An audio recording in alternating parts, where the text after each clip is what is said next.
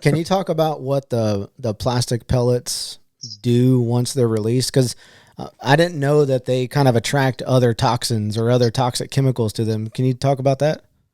Yeah, so there's two main things that are really bad about the nurdles being in the environment. One is what we kind of already talked about, where we have animals that are eating them, feeling like they're full, twisting their intestines around.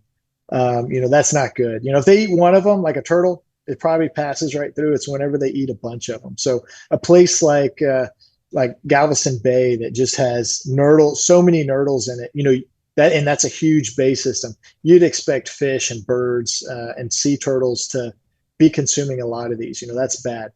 The other bad thing is that these act like sponges when they're out in the environment, and so they absorb to the outside of them harmful chemicals. And so you can think about PCBs that are in like your light fixtures, PAHs that come out of your cars, DDT, which is banned in the US but still legal like in Mexico and stuff like that.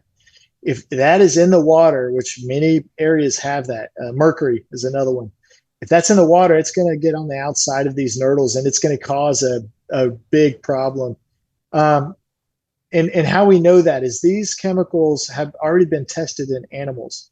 And, we know that it creates behavior changes. And so when you have behavior changes in animals, like with birds, for example, how they act is how they attract a mate. And then that's how they reproduce. So if you're creating endocrine disruptors, which is how they reproduce, and you're creating behavior changes as how they get a mate, you can cause big time problems. And so, we know these chemicals make a problem with these animals. What we don't know is the chemicals, once they're eaten, do those chemicals come off of the pellet and then through the stomach lining and into like the muscle tissue or some of the other organs? And so where we worry about like human health, and we don't have this answer yet, but do those chemicals go through the stomach lining into the muscle tissue that then we're eating? So you think about redfish and trout. Diane Wilson, as being a fisherman, she's talked to a lot of fishermen where they're cutting open the fish to see what they've been eating, and they'll find plastic pellets in them.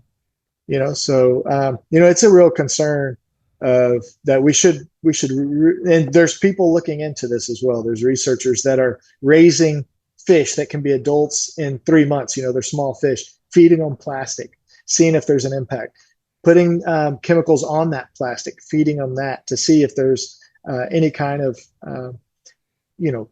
changes that they see. So there's people that are looking into that. The problem is we're exposed to so many other things in the environment, same with the animals, that it's hard to distinguish, what is the cause of why aren't we having as many kids as we like? Well, why couldn't I have kids still? It took me 7 years to have a kid, whatever. So, there's a lot of things out there that we don't have answers to. And why is that? Is it from the chemicals on the nurdles, or was it from something else I was exposed to?